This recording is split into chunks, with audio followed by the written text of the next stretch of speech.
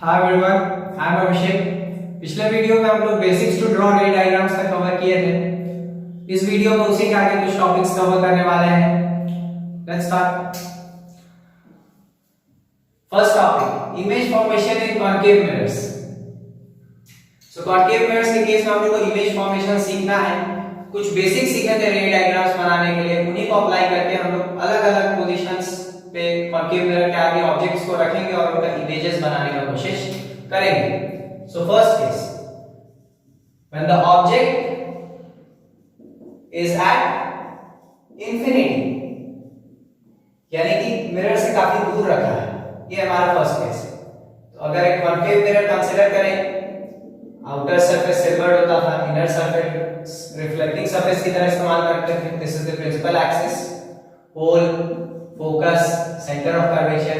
So first case is when the object is placed at infinity. Infinity बोलने का मतलब सिर्फ यही बोलना चाह रहा है कि जो ऑब्जेक्ट से रेज ऑफ लाइट मिरर से टकराने के लिए जाने वाले हैं वो पैरेलल ही आएगा। तो कोई भी दो रेज ऑफ लाइट अगर हम मिरर से टकराने के लिए आता हुआ कंसीडर करें parallel to the principal axis, तो हम बेसिक्स में पढ़े हैं कि जो भी रे ऑफ लाइट इस प्रकार से आता है वो रिफ्लेक्ट होने के बाद फोकस से पास करता है। सो अभी हम दो कंसीडर किए हैं, 3 4 5 जितना कंसीडर करना है सब कंसीडर कर सकते हैं। सारा का सारा एक ही पॉइंट पे जाके इंटरसेक्ट करता है, फोकस पे करता है। यानी कि इमेज कैसा बना? सो इमेज बना है एट फोकस, रियल इमेज बना है क्योंकि एक्चुअल इंटरसेक्शन ऑफ रेज हुआ है। हम चाहे तो इसको स्क्रीन पे ला सकते हैं, यहां पर स्क्रीन ले जाकर के। रियल इमेजेस हमेशा ही इन्वर्टेड होता है। ये अभी नहीं दिख रहा है कि किस प्रकार से इन्वर्टेड है, लेकिन आगे ये बात क्लियर हो जाएगी। एंड सेकंड लास्ट इस पॉइंट साइज का बना है, हाईली डिमिनिश्ड। साइज कैसा है? पॉइंट के साइज का है। क्योंकि पॉइंट साइज का है तो हम ये इन्वर्टेड नहीं देख पा रहे, लेकिन वो आगे क्लियर हो जाएगा कि रियल इमेजेस जो बनता है वो हमेशा ही इन्वर्टेड बनता है। सेकंड केस, ऑब्जेक्ट को थोड़ा नजदीक लेके आते हैं। अभी ऑब्जेक्ट इंफिनिटी पे रखा है, मिरर से काफी दूर रखा है, थोड़ा नजदीक लेके आते हैं, सेंटर ऑफ कर्वेचर के बगल पे लाके रख देते हैं। Second case, when the object is placed beyond centre of curvature के बगल पे लाके रखते हैं। सो ये principal axis, concave mirror, pole, focus, centre of curvature. और जब हम ऑब्जेक्ट को सेंटर ऑफ कर्वेचर के बगल में लाके रख देते हैं, दिस इज द ऑब्जेक्ट, तो इसका टॉप पॉइंट का इमेज बनाने का कोशिश करें अगर, एक ray parallel to the principal axis, reflect होने के बाद फोकस से पास करेगा, ये सीखें। और एक रे ऑफ लाइट ये कंसीडर कर सकते हैं, कोई भी एक अगर फोकस से ही पास करता हुआ मिरर से टकराने के लिए जा रहा है तो वो रिफ्लेक्ट करेगा, तो वो parallel to the principal axis bounce back करेगा। सो हम देख सकते हैं ये ऑब्जेक्ट का टॉप पॉइंट का इमेज हमको मिल गया। टॉप पॉइंट से दो रेज निकाले और उसका इमेज खोज लिया, और इसको सिर्फ हमको प्रिंसिपल एक्सिस से जोड़ना है तो हमको इमेज कंप्लीट हो जाएगा। सो इमेज बना है, सो कैसा बना है? इमेज बना है, सो कैसा बना है? सो ऑब्जेक्ट को जब हम बियॉन्ड सी रखें सेंटर ऑफ कर्वेचर के बगल में, तो इमेज हमको बना है between centre of curvature and focus के बगल, बीच में बना है। कैसा है? नेचर तो रियल है, रियल इमेजेस हमेशा ही इन्वर्टेड होता है। Real actual intersection of rays से बना है। एंड डिमिनिश्ड, थोड़ा छोटा बनता है, ऑब्जेक्ट साइज से थोड़ा छोटा बनता है। मे बी अभी क्लियरली नहीं दिख रहा होगा, लेकिन इमेज थोड़ा सा छोटा बना है। This is the object and this is the image, तो थोड़ा सा छोटा बना है in comparison to the object. अभी उतना क्लियर नहीं दिख रहा है, पेन में जब सब कॉम्पास, स्केल, रूलर इन सब के साथ बनाएंगे एकदम परफेक्टली सब कुछ क्लियर विजिबल होता है। थर्ड केस, और नजदीक लेके आता है, सेंटर ऑफ कर्वेचर पे लाके रख देते हैं। सेंटर ऑफ कर्वेचर के बगल में, और ऑब्जेक्ट को शिफ्ट करते हैं सेंटर ऑफ कर्वेचर पे लाके रख देते हैं। So when the object is placed at centre of curvature, so this is the concave mirror, principal axis, pole, focus, centre of curvature, और सेंटर ऑफ कर्वेचर पे जब हम ऑब्जेक्ट को लाके रख देते हैं, एक ray of light parallel to the principal axis consider करें टॉप पॉइंट से, रिफ्लेक्ट होने के बाद फोकस से पास करेगा। एक रे ऑफ लाइट कंसीडर कर सकते हैं वही फोकस से पास करता हुआ जो कि मिरर से टकराने के लिए जा रहा है।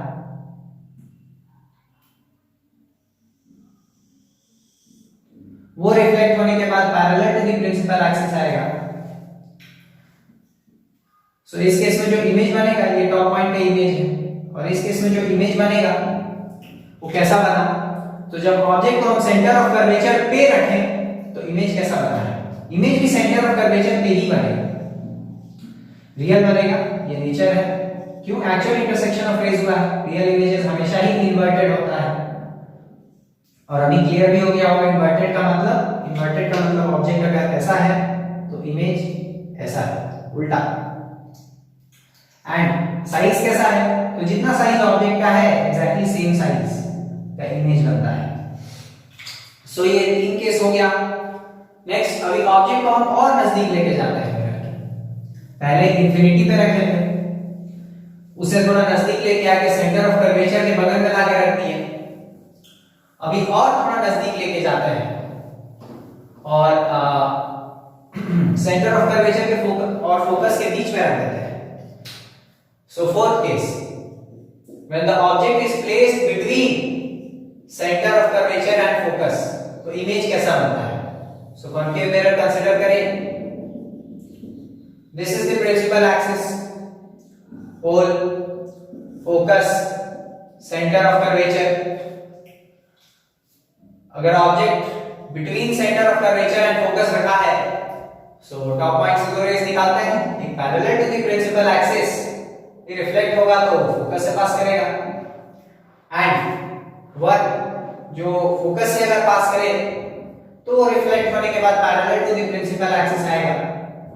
सो जो हमको इमेज बनेगा वो कैसा बना है,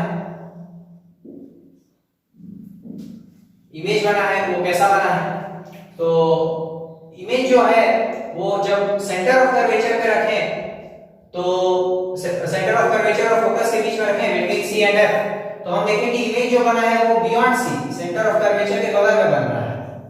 नेचर कैसा है, तो रियल है, एक्चुअल इंटरसेक्शन ऑफ रेज से बना है, उल्टा है, रियल इमेजेस हमेशा ही इन्वर्टेड होता है। एंड साइज कैसा है, तो इस बार ऑब्जेक्ट साइज से बड़ा बना है, and last next case, fifth case, when the object is placed, और नजदीक लेके आते हैं, सेंटर ऑफ कर्वेचर और फोकस के बीच में रख दिया, फोकस पे रख देते हैं।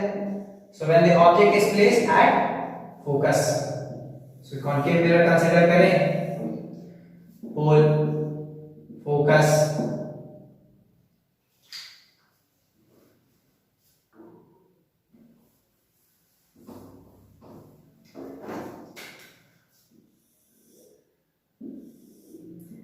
पोल, focus, centre of curvature. So जब ऑब्जेक्ट को हम सेंटर ऑफ कर्वेचर फोकस पे रखें तो टॉप पॉइंट से अगर दो रेज निकालें, एक parallel to the principal axis, reflect होने के बाद फोकस से पास करेगा, ये बेसिक्स में सीखा है। और एक रे ऑफ लाइट कंसीडर कर सकते हैं जो सेंटर ऑफ कर्वेचर से पास करता हुआ जाएगा और मिरर से टकराएगा, वो बाउंस बैक करेगा। एक वो भी कंसीडर कर सकते हैं, या एक पोल वाला भी कंसीडर कर सकते हैं कि एक रे ऑफ लाइट जो कि इस प्रकार से जाके पोल से जाके टकराता है, इस पॉइंट पे अगर नॉर्मल बनाएंगे तो वो प्रिंसिपल एक्सिस के अलोंग ही होगा, इस पॉइंट पे नॉर्मल परपेंडिकुलर प्रिंसिपल एक्सिस के अलोंग ही होगा, यानी कि this is the angle of incidence. कितना ही एंगल ऑफ रिफ्लेक्शन बनाते हुए रे ऑफ लाइट रिफ्लेक्ट होने वाला है। तो इस बार जो दोनों रिफ्लेक्टेड रेज है वो दिखता है वो parallel to each other reflect होता है। जो दो रेज ऑफ लाइट इंसिडेंट हुआ था मिरर पे ऑब्जेक्ट के टॉप पॉइंट से, वो दोनों रिफ्लेक्ट होने के बाद parallel to each other move करता है। तो ऐसा अज्यूम करते हैं कि दोनों सारा इंफिनिटी पे जाकर के जो वो दोनों रेज है, या और भी कंसीडर करें तो वो सारा रेज इंफिनिटी पे जाके इंटरसेक्ट करेगा, इमेज बनेगा एट इंफिनिटी,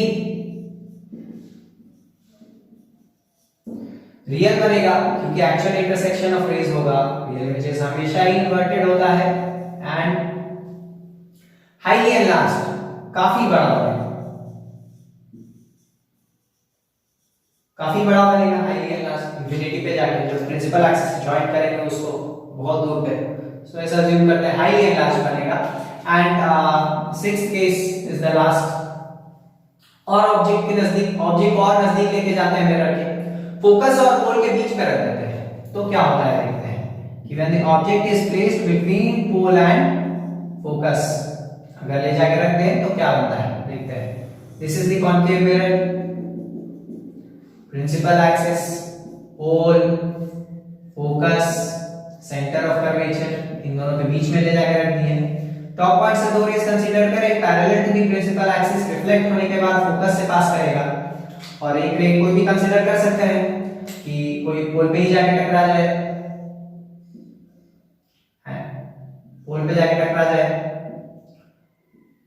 यहां पे नॉर्मल बनाएंगे तो वो प्रिंसिपल एक्सिस के अलोंग ही होगा, this is the angle of incidence. जो रिफ्लेक्टेड रे होगा वो भी इतना ही एंगल ऑफ रिफ्लेक्शन बनाते हुए रिफ्लेक्ट होगा। तो इस बार दिखता है कि जो दोनों रिफ्लेक्टेड रेज है वो एक दूसरे से दूर जा रहा है, दूर जाता हुआ रेज कभी एक दूसरे से इंटरसेक्ट नहीं करेगा। हालांकि अगर हम इन दोनों को पीछे की तरफ अगर प्रोड्यूस करें, पीछे की तरफ बैक प्रोड्यूस करें, तो हमको ये अपीयर करेगा कि पीछे की तरफ कहीं जाकर के एक पॉइंट पे मिलता है, and this is the image.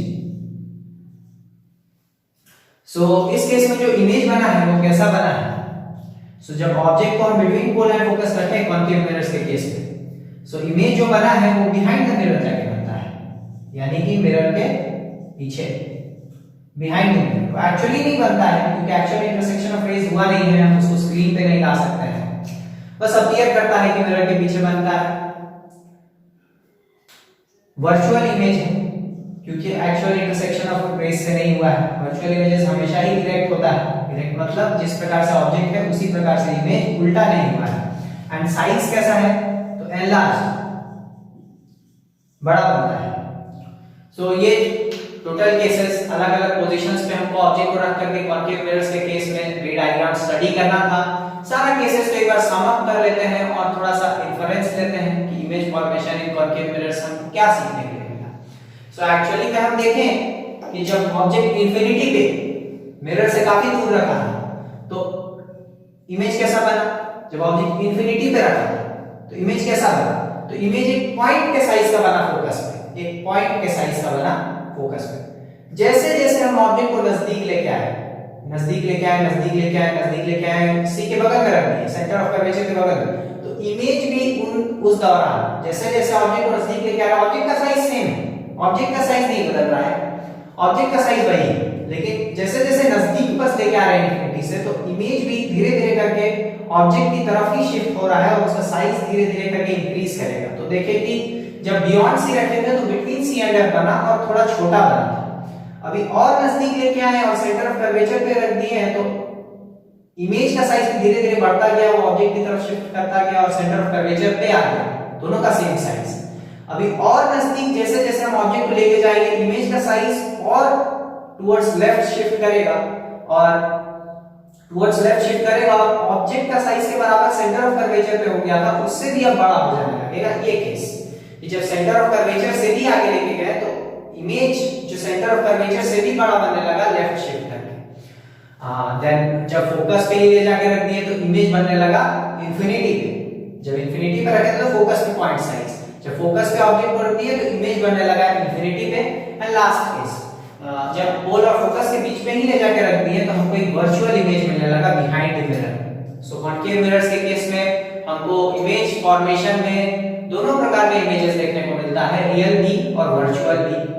अगर हम फोकस से इधर रखते हैं तो हमको रियल इमेजेस देखने को मिलता है, and between pole and focus रखते हैं तो हमको वर्चुअल इमेजेस देखने को मिलता है। सो आगे हम लोग नेक्स्ट टॉपिक में आगे बढ़ते हैं। नेक्स्ट टॉपिक है हम लोग का इमेज फॉर्मेशन इन कॉन्वेक्स मिरर्स। कॉन्वेक्स मिरर्स के केस में भी हम लोग को इमेज फॉर्मेशन सीखना है।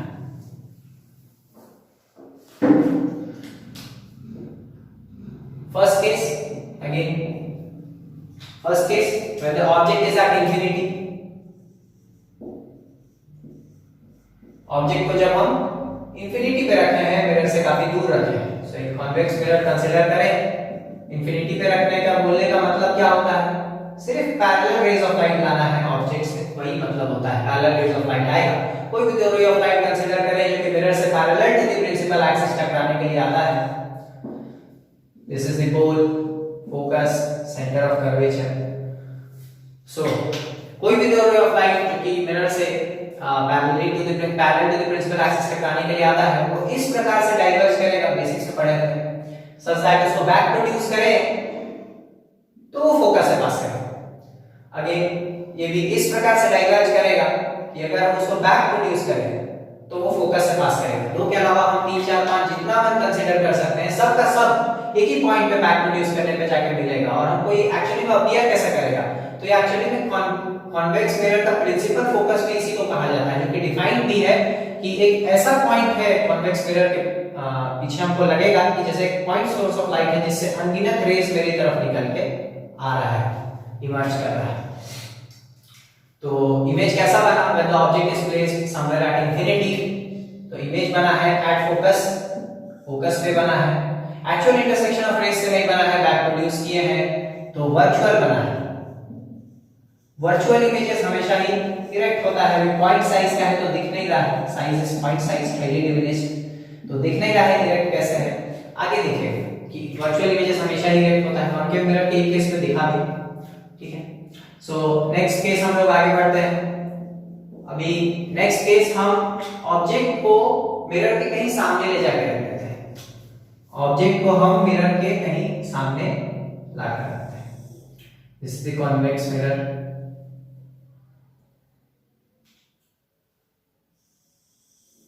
Inner surface silvered, outer surface reflecting की तरह इस्तेमाल होगा, focus, centre of curvature. Now object को हम कहीं मिरर के सामने ले जाके रख देते हैं, somewhere in front of the mirror. अच्छा कहां रखें, यहां रखें कि यहां रखें कि यहां रखें कि यहां रखें, कहां रखें, क्वेश्चन इज दैट। सो कहीं भी रखिए, सब का सब एक ही केस में सम अप हो जाता है, at some distance, at some distance in front of the mirror। so कहीं भी रखिए, यहाँ यहाँ यहाँ यहाँ सब का सब एक में सम अप हो जाता है। अभी देखेंगे कैसे। जैसे सपोज कि ऑब्जेक्ट को हम यहाँ रखें मिरर के सामने, टॉप पॉइंट से दो रेज निकालते हैं, एक parallel to the principal axis इस प्रकार से डाइवर्ज करेगा सच दैट अगर बैक प्रोड्यूस किए तो फोकस से पास करेगा। This is the basic, first एक बेसिक सीखे रे डायग्राम्स बनाने के लिए। पोल पे भी कंसीडर कर सकते हैं या सेंटर ऑफ कर्वेचर वाला भी कंसीडर कर सकते हैं। जैसे इस केस में कंसीडर करें कि अगर एक रे ऑफ लाइट पोल से जाके टकराता है वही टॉप पॉइंट से, एक रे ऑफ लाइट और चाहिए, तो यहाँ this is the angle of incidence, यहाँ पे नॉर्मल बनाएंगे तो that will be principal axis, तो ये होगा एंगल ऑफ रिफ्लेक्शन। और इसको अगर हम बैक प्रोड्यूस करें रिफ्लेक्टेड रे को, उतना ही एंगल ऑफ रिफ्लेक्शन बनाते हुए रिफ्लेक्टेड रे होगा।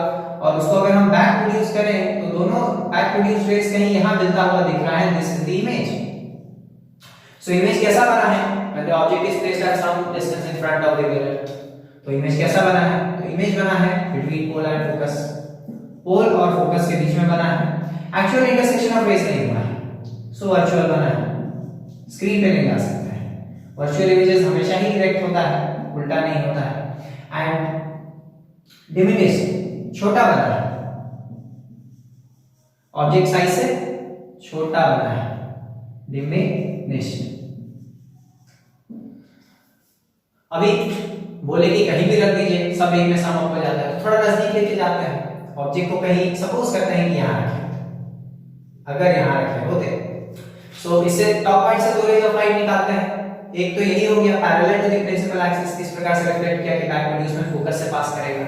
एंड दूसरा कोई कंसीडर कर लेते हैं, पोल वाला भी कंसीडर कर सकते हैं, लेकिन यहाँ पर थोड़ा क्लैरिटी नहीं दिखेगा तो हम सेंटर ऑफ कर्वेचर वाला कंसीडर कर लेते हैं ताकि सब क्लियरली विजिबल हो कि अगर एक रे ऑफ लाइट इस प्रकार से यहाँ से निकले कि अगर वो आगे जाता, मिरर के आगे जाता और सेंटर ऑफ कर्वेचर से पास करता तो वो रिफ्लेक्ट होने के बाद बाउंस बैक करेगा।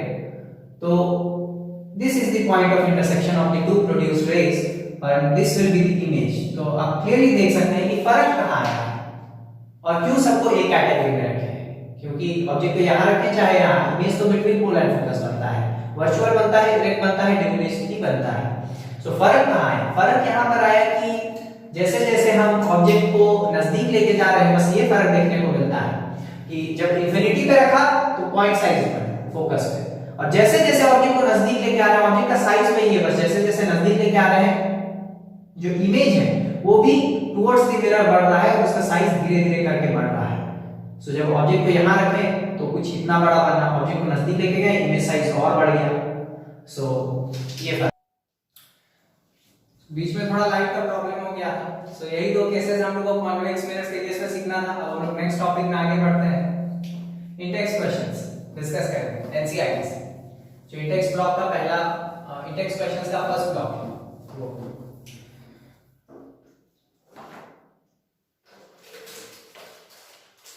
दो और टॉपिक्स है, uses of concave mirrors and uses of convex mirrors. So वो दोनों काफी आसान है, रीड करके ही समझ में आ जाएगा, काफी इजी है। सो उसको डिस्कस नहीं कर रहे हैं, इंटेक्स क्वेश्चंस डायरेक्टली डिस्कस कर रहे हैं। Intext question number 1, define the principal focus of a concave mirror, कि कॉन्केव मिरर का प्रिंसिपल फोकस क्या होता है डिफाइन करिए। सो हम लोग पहले भी सीख चुके हैं कि कॉन्केव मिरर का प्रिंसिपल फोकस क्या होता है, कि अगर एक कॉन्केव मिरर कंसीडर करें, this is the principal axis, और अगर इस मिरर से parallel beam of light mirror पे टकराने के लिए आता है, parallel rays of light parallel to the principal axis, तो सारा का सारा रिफ्लेक्ट होने के बाद प्रिंसिपल एक्सिस के खास पॉइंट से पास करता है, इसी पॉइंट को बोलते थे प्रिंसिपल फोकस। सो इस प्रकार से हम लोग पहले ही पढ़ चुके हैं, तो इसको डिफाइन करना है। तो when the parallel rays of light when the rays of light come parallel to the principal axis and get reflected from the surface of a concave mirror, they intersect at a particular point, they pass through a particular point of the principal axis, then that point is called the principal focus. So इस प्रकार से किताब में भी definition लिखा हुआ है, उसको भी पढ़ सकते हैं या अपने शब्दों में भी बोल सकते हैं, काफी इजी है। Second question, find the radius of curvature of a spherical mirror. The radius of curvature of a spherical mirror is 20 centimeter. What is its focal length? कि एक रेडियस ऑफ कर्वेचर दिया हुआ है, एक स्फेरिकल मिरर है, चाहे concave चाहे convex, radius of curvature दिया है 20 सेंटीमीटर, फोकल लेंथ पूछ रहा है। सो हम इन दोनों के बीच में एक रिलेशन सीखे हैं कि radius of curvature is 2 times the focal length. तो हमको रेडियस ऑफ कर्वेचर दिया हुआ है 20 सेंटीमीटर, फोकल लेंथ पूछ रहा है, काफी इजी है, 2 इधर डिवाइड होगा and focal length will be 10 centimetre. Next question number 3, name a mirror that can give an erect and enlarged image of an object, कि उस मिरर का नाम बताइए जो कि हमको इरेक्ट और एनलार्ज्ड इमेज देगा किसी भी ऑब्जेक्ट का।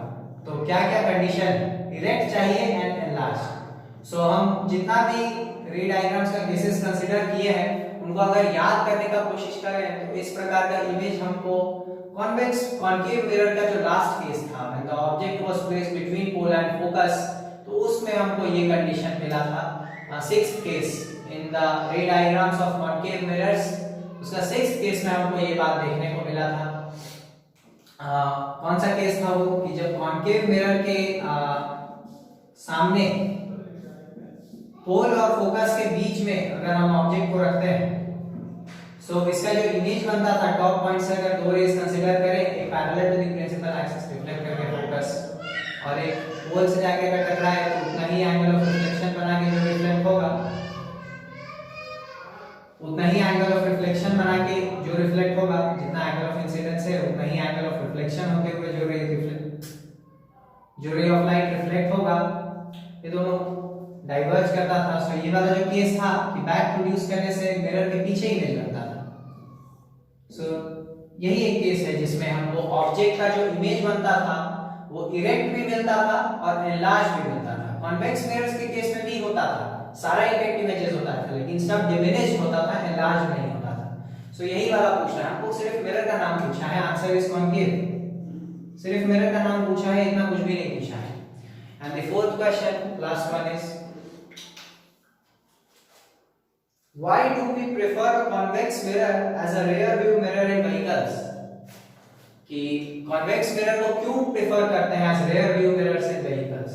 जो गाड़ी होता है उसके बगल में शीशा लगा होता है, सो उसमें convex mirrors लगा होता है, तो उसको क्यों प्रेफर करते हैं, यही पूछ रहा है।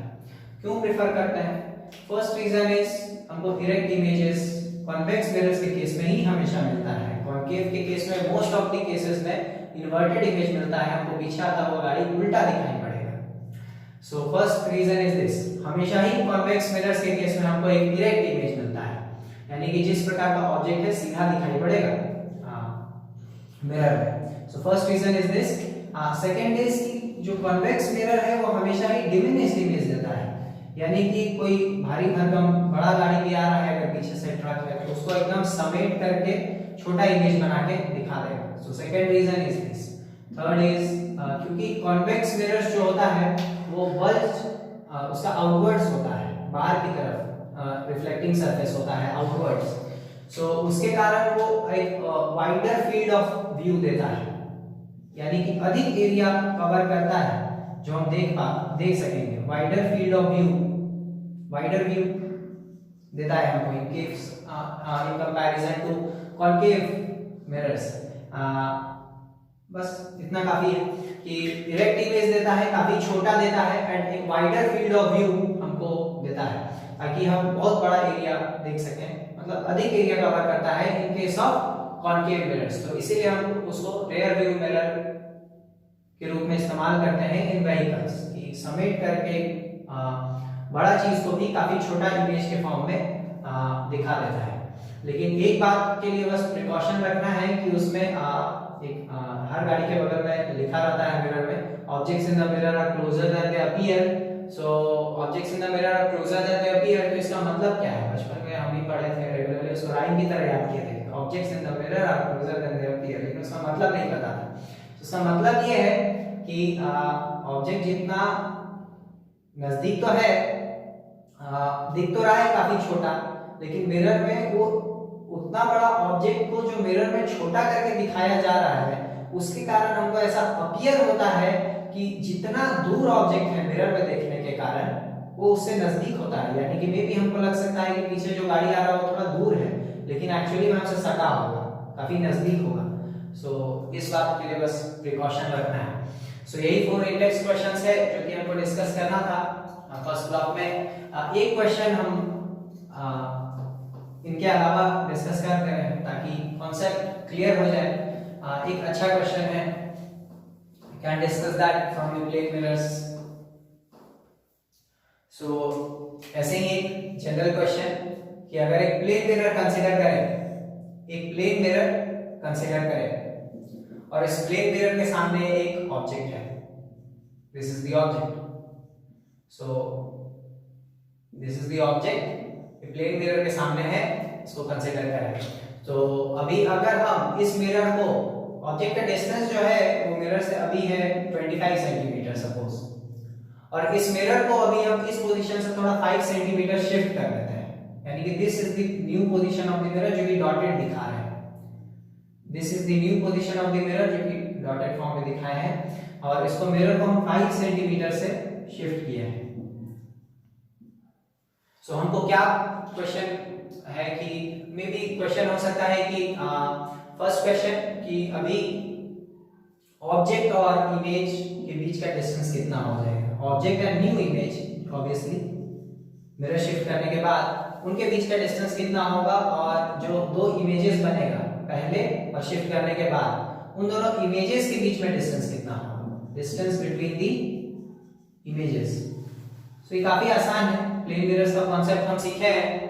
सो काफी आसानी से जवाब दे सकते हैं कि अगर पहले जो ऑब्जेक्ट था ये वाला, उसका इमेज जो, क्योंकि ये 25 centimetre from the mirror placed है तो इसका इमेज भी उतना ही बड़ा, एग्जैक्टली सेम साइज मिरर से उतना ही दूर बनेगा, 25 सेंटीमीटर के डिस्टेंस पे ही बनेगा। सो जो ओरिजिनल इमेज है, मतलब पहला वाला इमेज, उस ऑब्जेक्ट का इमेज अगर बोले, सो ये भी जो बनेगा ये मिरर से 25 सेंटीमीटर की दूरी पे ही बनेगा, ठीक है। लेकिन अभी जो नया इमेज बन रहा है इस मिरर के कारण, इस मिरर के कारण जो नया इमेज बन रहा है इस ऑब्जेक्ट का, वो सपोज करें कि कहीं यहां बन रहा है और डॉटेड फॉर्म में दिखा रहे हैं, जो नया इमेज है उसको थोड़ा डॉटेड फॉर्म में दिखा रहे हैं, सपोज करें कि कहीं यहां बन रहा है,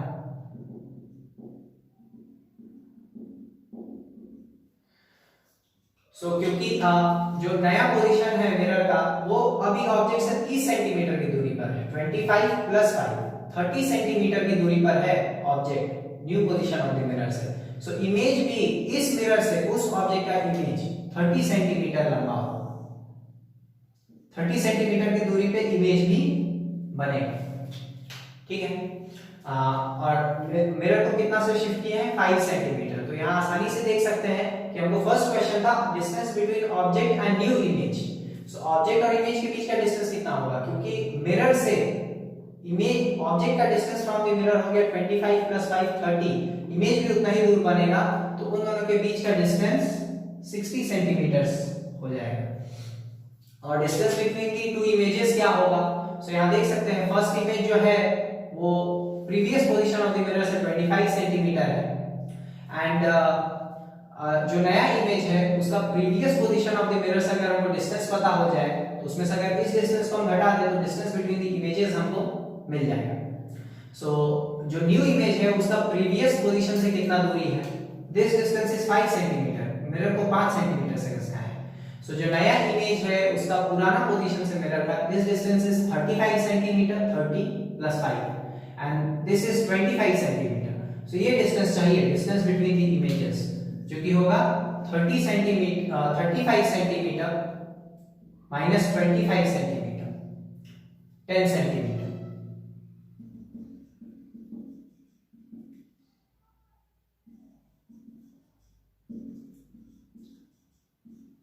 सो एक अच्छा क्वेश्चन है प्लेन मिरर्स का। प्लेन मिरर्स के केस में इमेज फॉर्मेशन का कॉन्सेप्ट को क्लियर करने के लिए एंड सो यही क्वेश्चन एक्स्ट्रा डिस्कस करते हैं and hope you like the video. If you like the video do share and subscribe and stay tuned for the next video. Thank you.